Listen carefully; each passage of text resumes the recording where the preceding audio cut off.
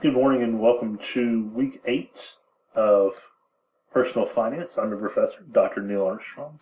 In week 8, we're going to talk about controlling your financial future in estate planning. Estate planning is one of those things where we always want to plan for the end of life.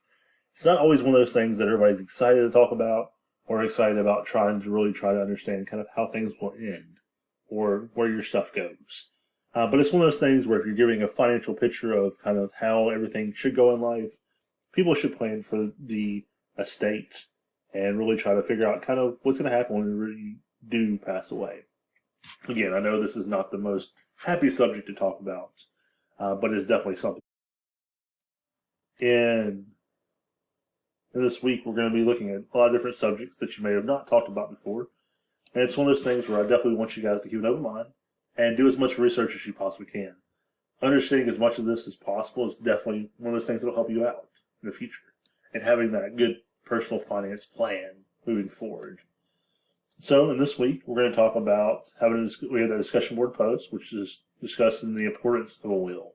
One of the things I'm definitely going to ask you guys, because I'm not going to even hide this from you guys, but it's one of those things where I'm going to ask you guys was to create a will, or how easy was it to move through the process. Some of you guys may have went through this, some of you haven't. It's very, very important to really start thinking about this and really start working towards that. We also have the week 8 assignment, which we have here.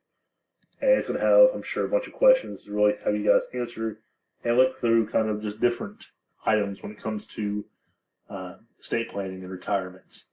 And retirement's one of those things that people are more excited about than estate planning, as everybody probably wants to retire. I want to retire, so that's one of the reasons why I teach on the side. It's one of those things where we want to definitely add in more incentives and more items to make things even better than they are currently. Those are the 2 assignments to do this week.